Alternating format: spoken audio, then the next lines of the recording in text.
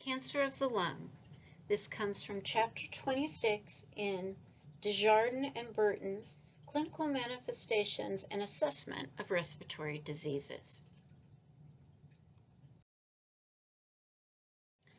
Anatomic alterations of the lungs. Cancer is the abnormal new tissue growth characterized by progressive, uncontrolled multiplication of cells. This abnormal growth of new cells is called a neoplasm or tumor. A tumor may be localized or invasive. It may be benign, non-cancerous, or malignant, cancerous. Pictured here is a lung tumor. Benign tumors do not endanger life unless they interfere with the normal functions of other vital organs or affect a vital organ. However, malignant tumors are composed of embryonic, primitive, or poorly differentiated cells. They grow in a disorganized manner and grow so rapidly that the nutrition of cells around them becomes a problem. There is often necrosis, ulceration, and cavity formation.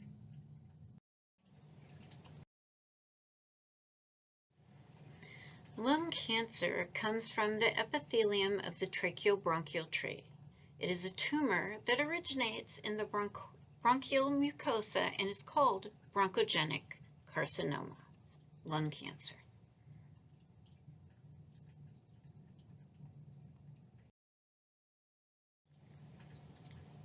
Major pathologic or structural changes in lung cancer include inflammation and swelling, and destruction of the bronchial airways and alveoli, excessive mucus production, tracheobronchial mucus accumulation and plugging, airway obstruction, atelectasis, airway consolidation, cavity formation, and pleural effusion.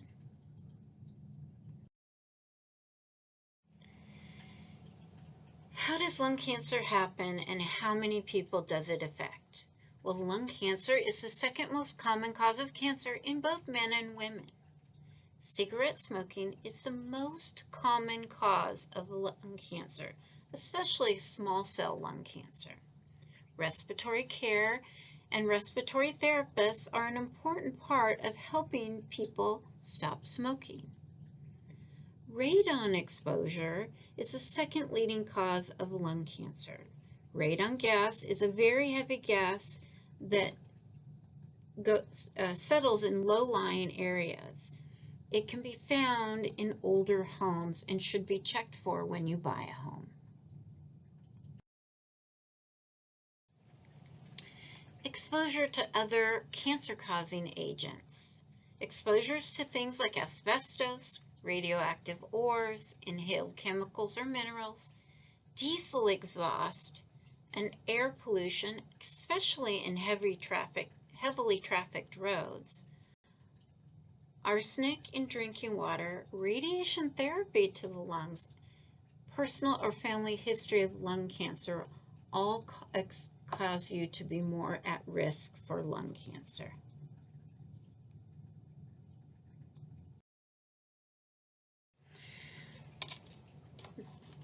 Types of lung cancer. Bronchogenic carcinomas can be divided into two major categories, which we'll look at in the following slide. There is non-small cell lung cancer, or NSCLC. There's three types: squamous, or epidermoid cell cancer, or adenocarcinoma, including bronchial alveolar cell carcinoma, and large cell carcinoma. The second type is small cell lung cancer. These are either small cell lung cancer, which is also called oat cell carcinoma, or a combination of small cell and non-small cell carcinoma.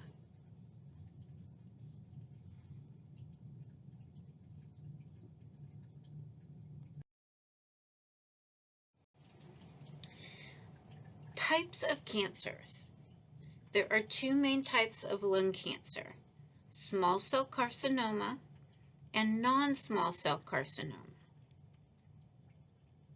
The non-small cell carcinoma category is divided into 3 different types of lung cancer: squamous cell carcinoma, adenocarcinoma, including bronchoalveolar cell carcinoma, and large cell carcinoma. The small cell category is composed of small cell carcinoma, also called oat cell carcinoma, or the combined small cell carcinoma and a mixture of small cell lung cancer and non-small cell lung cancer. Each type of cancer grows and spreads in a different way. For example, small cell lung cancer spreads aggressively and responds best to chemo and radiation therapy. Small cell lung cancer occurs almost exclusively in smokers and accounts for 15 to 20% of all lung cancers in the United States.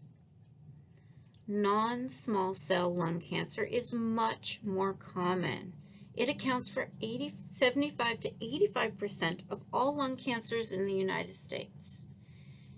And when it is combined to a small area and identified early, non-small cell lung cancer can often be removed surgically.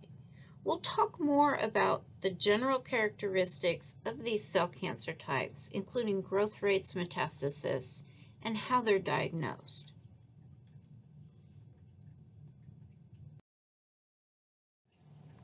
We'll start with non-small cell lung cancer, the most common. Squamous cell lung cancer constitutes about 25 to 30% of all bronchogenic carcinomas. The incidence of this type of cancer has sharply declined over the past 2 decades. This type of tumor is commonly located near a central bronchus or hilus and projects into the large bronchi. Squamous cell tumors are often seen projecting into the bronchi during bronchoscopy. The tumor originates from the basal cells of the bronchial epithelium and grows through the epithelium before invading the surrounding tissues. This particular tumor has a slow growth rate and a late metastatic tendency, mostly in the hilar nodes, lymph nodes.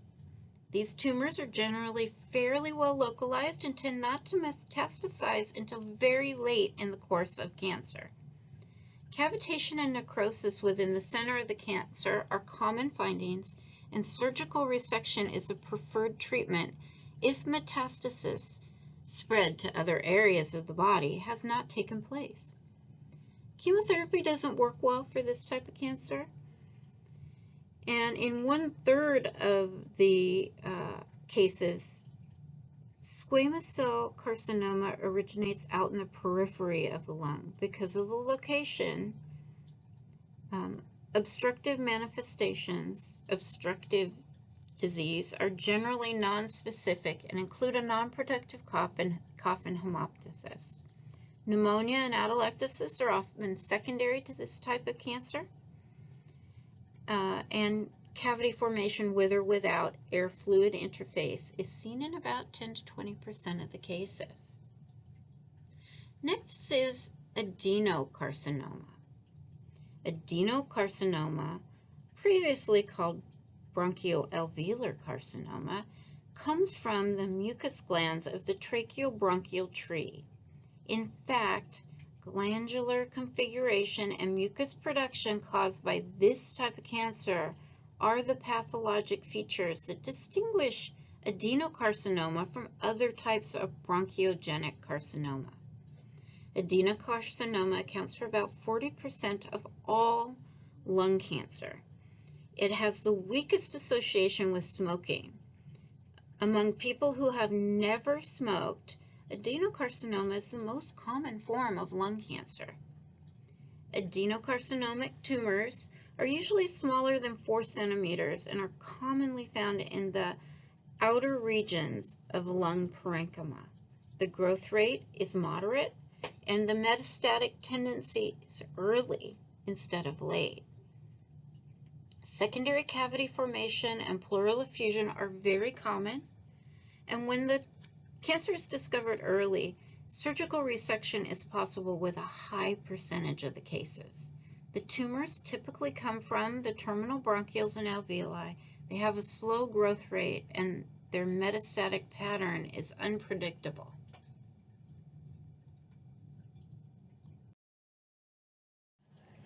Large cell carcinoma, undifferentiated.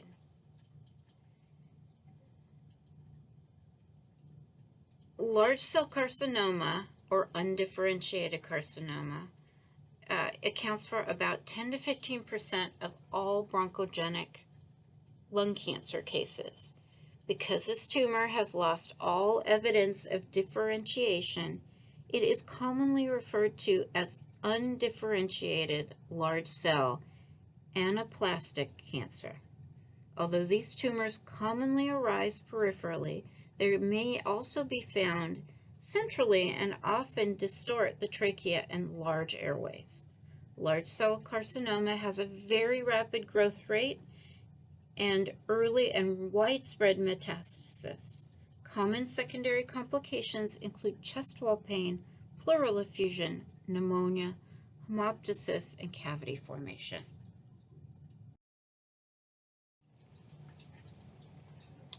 Small cell lung cancer, or oat cell lung cancer, accounts for about 10 to 15% of all lung cancers. Most of these tumors come from the central area of the lung in the hilar region. They tend to arise in the larger airways, the primary and secondary bronchi, and cell size ranges are from 6 to 8 microns. Very tiny. The tumor grows very rapidly, becoming very large and metastasizes early. Because the tumors are often compressed into an oval shape, this form of cancer is commonly known as oat cell cancer. Small cell cancer has the poorest prognosis. The average survival time for untreated small cell lung cancer is about 1 to 3 months. About 90% of the patients respond to treatment, chemo or radiation therapy, or both, but nearly all relapse within 2 years.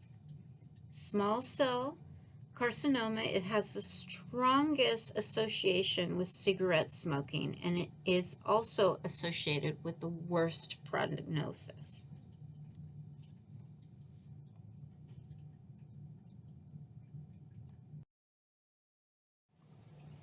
Other types of lung tumors.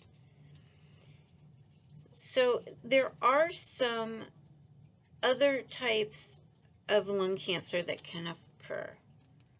Lung carcinoid tumor, also called lung carcinoids, is a type of cancer that starts in the lungs. The lung carcinoid tumors are uncommon and tend to grow slower than other types of lung cancers.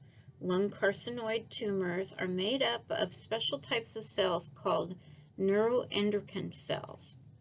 Lung carcinoids account for 1 to 2% of all lung cancers. Most carcinoid tumors originate in the digestive tract, and only about 30% of all carcinoid tumors start in the lungs. There are 4 types of neuroendocrine lung tumors. Small cell lung cancer, the fastest growing and spreading of all the cancers.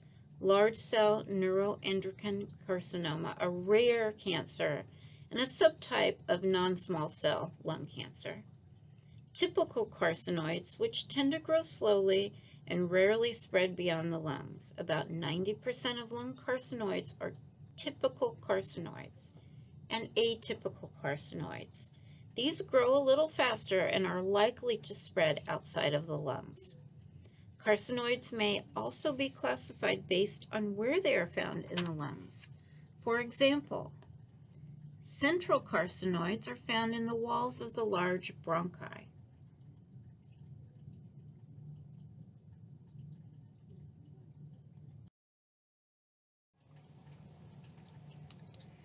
near the center of the lungs, and the majority of lung carcinoid tumors are central carcinoids and are also typical carcinoids.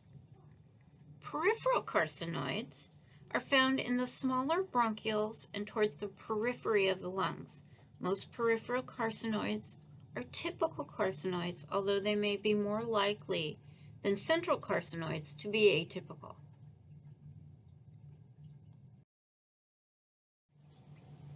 Additional lung tumors.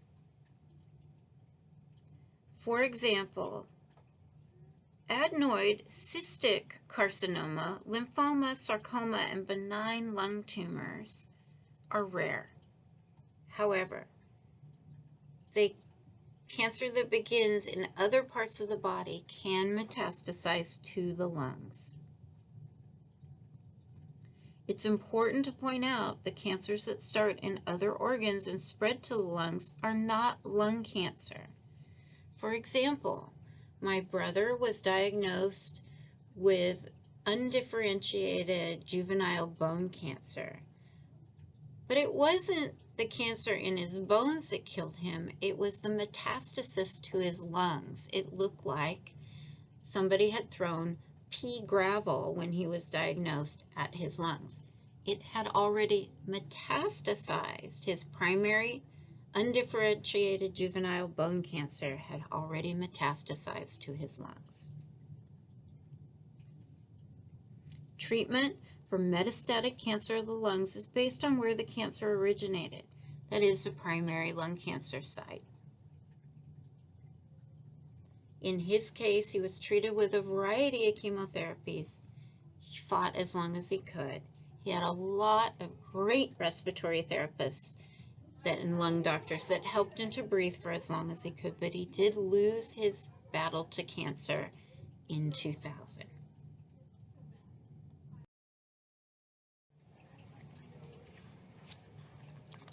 Figure 2602A shows cancer of the lung. A is squamous cell carcinoma, B is adenocarcinoma, C is large cell carcinoma, and D is small cell or oat cell carcinoma. This can be found on the bottom of page 379 in your book. Let's talk about screening and diagnosis. Unfortunately, most lung cancers are not diagnosed until after the patient has presented with symptoms that suggest lung cancer. Symptoms associated with lung cancer include a progressively worsening cough that often includes bloody or rusty-colored sputum, chest pain, especially with deep breathing, coughing, or laughing, a hoarse voice, poor appetite and weight loss, shortness of breath, fatigue, frequent bronchial infections or pneumonia, and the sudden onset of wheezing that does not go away with the use of albuterol.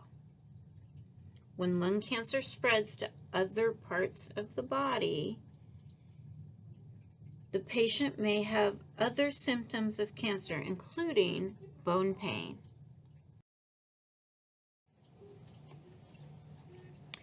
They can have neurologic problems like headache, leg and arm weakness, numbness, dizziness, balance problems, or seizures, jaundice, and enlarged lymph nodes, especially of the mediastinum, neck, or under the arms. In addition, the patient may demonstrate a group of very specific syndromes associated with lung cancer, such as Horner syndrome. Horner syndrome is caused by a tumor near the top of the lung and damage to the nerve that passes from the upper chest to the neck, causing a drooping or weakness of one eyelid, small pupil in the same eye, and reduced or no perspiration on that side of the face. Superior vena cava syndrome.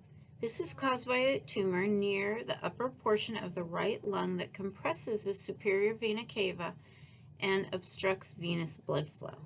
This condition can cause headache, dizziness, and swelling in the face, neck, arms, and upper chest, sometimes with a bluish or red skin color. Paraneoplastic syndromes. These are the indirect effect of a variety of tumors that occur distant to the tumor or metastatic site. These tumors produce active proteins, polypeptides, or hormone-like substances that enter the bloodstream and cause problems distant from the tumor. Common paraneoplastic syndrome caused by non-small cell lung cancer include high blood calcium levels or hyperkalemia, excessive growth of certain bones like the fingertips, and blood clots. When these symptoms are present and suggest lung cancer, a full medical history and physical exam along with a check for risk factors is indicated. When the results of these activities further support the possibility of lung cancer, additional diagnostic tests should be ordered. For example, imaging tests like CT scan or chest x-ray and tissue sampling techniques like open lung biopsy. The primary goal of diagnostic procedures is to confirm the presence of a lung carcinoma, establish the lung cancer type, and confirm the stage of the lung cancer. A definitive diagnosis of lung cancer is made by a microscopic examination of a tissue sample, a biopsy. The treatment and prognosis of any cancer depend to a very large extent on the stage of the cancer. The staging of non-small cell lung cancer and small cell lung cancer is discussed in more detail. We're going to talk about it a little bit more.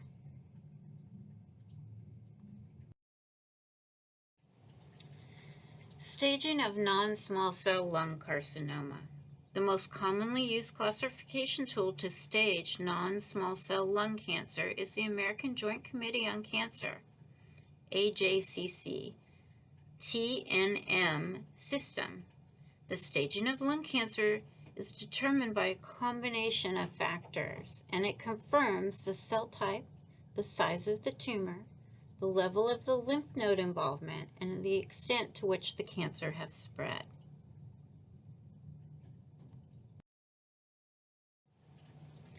The stage of a patient's cancer is determined by a combination of all of the following factors.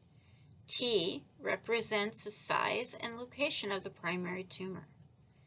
N denotes the regional lymph node involvement. M signifies the extent of metastasis. Common sites of metastasis include brain, bones, adrenal glands, liver, kidneys, and other lung.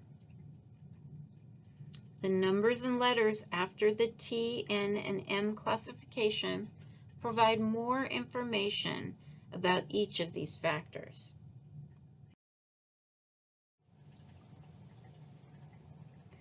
The numbers 0 through 4 represent increasing severity.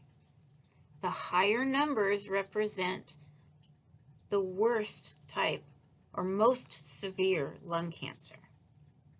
Once the T, N, and M categories have been established, the information is grouped together to determine an overall stage grouping of the patient's lung cancer.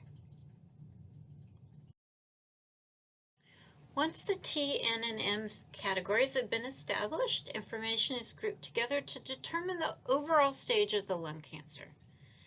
There are stages 0 and 1 being the least advanced. 2, 3, and 4 are used to identify the overall stage of the cancer, and 4 is the most advanced.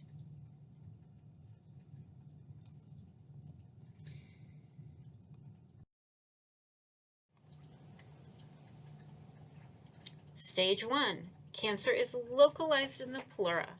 Stage 2, cancer has spread to a single lung and lymph nodes. Stage 3, the tumor is extensive, spreading to the lungs, chest wall, abdomen, and cardiac cavity. Stage 4, cancer has metastasized throughout the chest, abdomen, neck, and bones.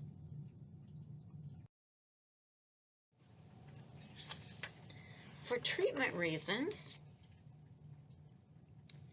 small cell lung cancer is usually classified as a limited stage or an extensive stage. A limited stage means that cancer is confined to only one lung and its neighboring lymph nodes. It can be treated with a single radiation field. In some cases, the lymph nodes at the center of the chest, mediastinal lymph nodes, may be included even when the cancer is close to the other lung.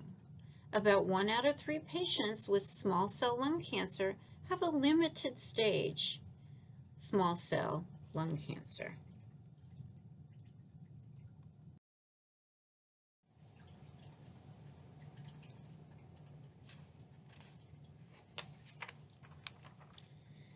Let's look at the clinical manifestations that result from pathologic mechanisms caused or activated by atelectasis, alveolar consolidation, and excessive bronchial secretions.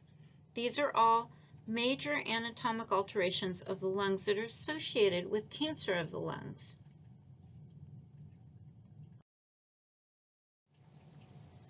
We'll start with vital signs. Increased respiratory rate, or tachypnea, increased heart rate, and blood pressure are all usually seen in lung cancer. There are several reasons for an increased respiratory rate. Stimulation of the peripheral chemoreceptors, hypoxemia, relationship of diminished lung compliance to increased respiratory rate, stimulation of the J receptors, and pain and anxiety all contribute to an increased respiratory rate, heart rate, and blood pressure. Cyanosis, cough, sputum production, rusty secretions or bright red secretions are also seen, as are crackles and wheezing when you listen to the chest.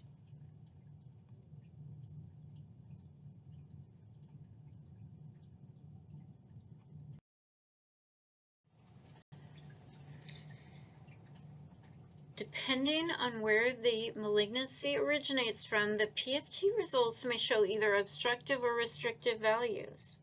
When large amounts of pulmonary tissue, chest wall, and/or diaphragm are involved, the pathology may show a restrictive rather than an obstructive pattern. Arterial blood gases in extensive or widespread lung cancer generally show an acute ventilatory failure with hypoxemia or an acute respiratory acidosis.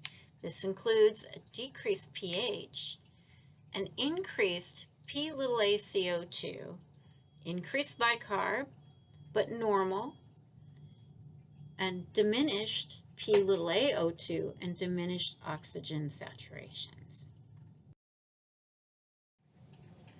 On chest x-ray, small oval or coin lesions may be seen, a large irregular mass, alveolar consolidation, atelectasis, pleural effusion, and empyema may even be seen. Involvement of the mediastinum or diaphragm may also be seen. In this picture, you can see a large irregular mass. A routine chest x-ray often provides the very first indication or suspicion of lung cancer. Depending on how long the tumor has been growing, the chest radiograph may show a small radiodense nodule called a coin lesion or a large irregular nodule as pictured here. Unfortunately, by the time the tumor is identified on chest x-ray, regardless of the size, it's usually in the invasive stage and difficult to treat.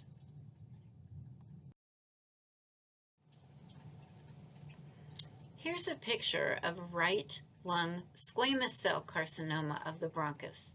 This illustrates the huge size of some of these tumors that can happen before they're discovered.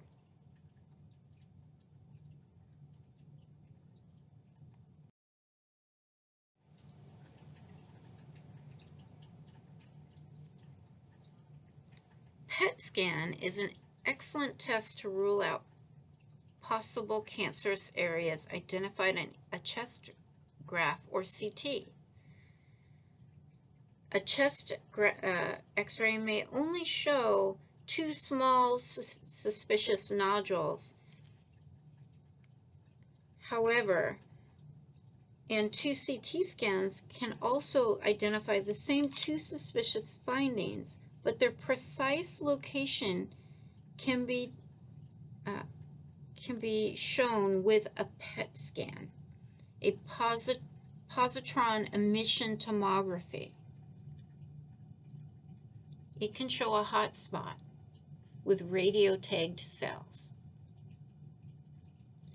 Treatment options for non-small cell lung cancer include surgery. Surgery may be an option for early stage non-small cell lung cancer. Surgery provides the best chance to cure non-small cell lung cancer. Common surgical procedures include removal of an entire lung, a pneumonectomy,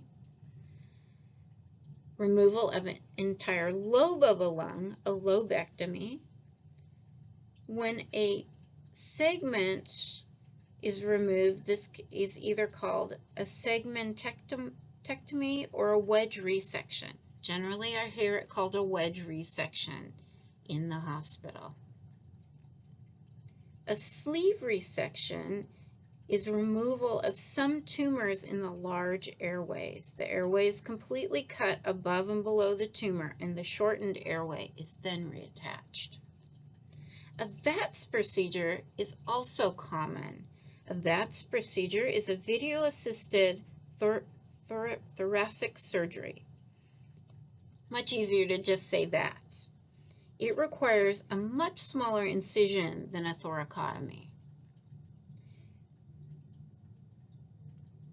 Radiation therapy or radiofrequency ablation are also some treatments used for lung cancer. Radiation therapy uses a high-intensity ray to kill cancer cells. The two primary types of radiation therapy are external beam radiation therapy and brachytherapy or internal radiation therapy.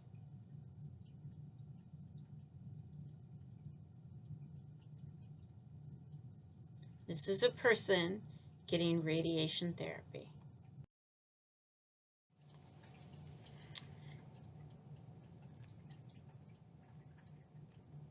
Other local treatments include radiofrequency ablation.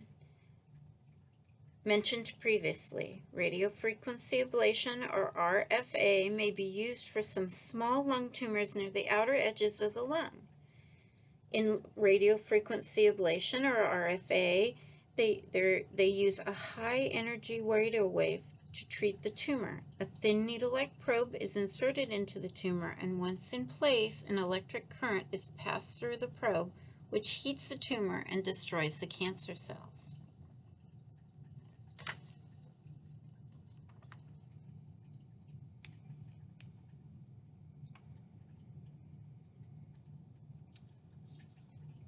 Photodynamic therapy, laser therapy, and stent placement are also other local treatments that are used. Let's talk about chemotherapy for a moment. Chemotherapy uses anti-cancer agents that can be injected into a vein or taken orally. Depending on the stage of the non-small cell lung cancer, chemotherapy may be used before surgery or sometimes along with radiation therapy to help shrink a tumor. After surgery, sometimes along with radiation therapy, it can be used to kill any cancer cells that may still be present after the surgery, called adjunctive therapy. Along with radiation therapy, concurrent therapy for tumors that cannot be removed by chemotherapy alone. It may be used, or it may be used as a primary therapy, sometimes along with radiation therapy for more advanced cancers or in patients that are too ill for surgery.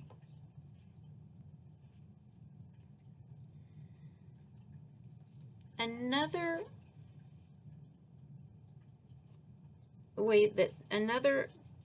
treatment that they use for non-small cell lung cancer is targeted blood supply to the tumor. They cut off the blood supply to the tumor, and the tumor then dies.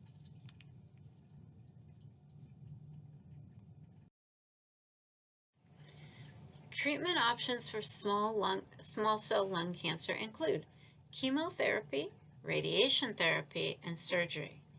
Small cell lung cancer responds best to chemotherapy or radiation therapy. Chemotherapy for small cell lung cancer is typically given along with other treatments such as surgery or radiation.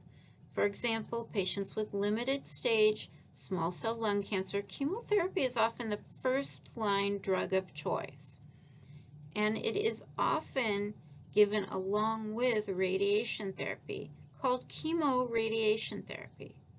For patients with extensive stage small cell lung cancer, chemotherapy alone is the typical therapy regime.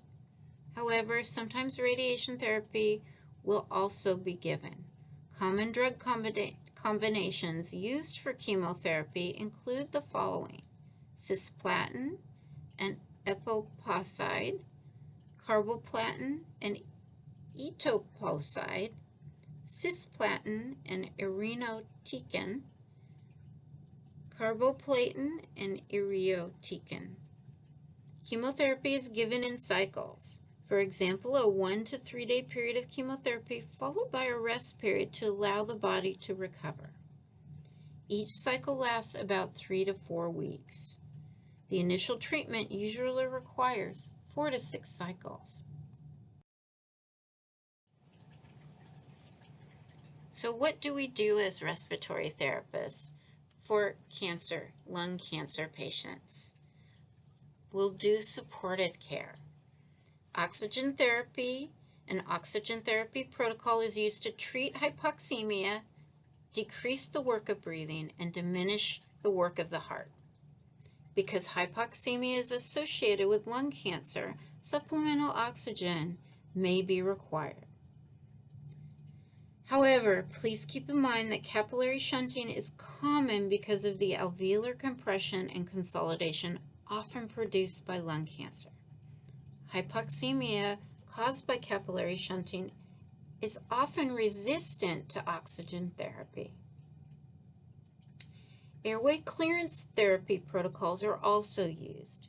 Because of the excessive mucus production and accumulation associated with some types of lung cancer and some of its treatments, a number of airway clearance therapies may be used, such as PAP, PEP, and the vest, and oscillating PAP. Aerosolized medication protocols are common. Aerosolized bronchodilators are often indicated, particularly when COPD and bronchospasm coexist with lung cancer.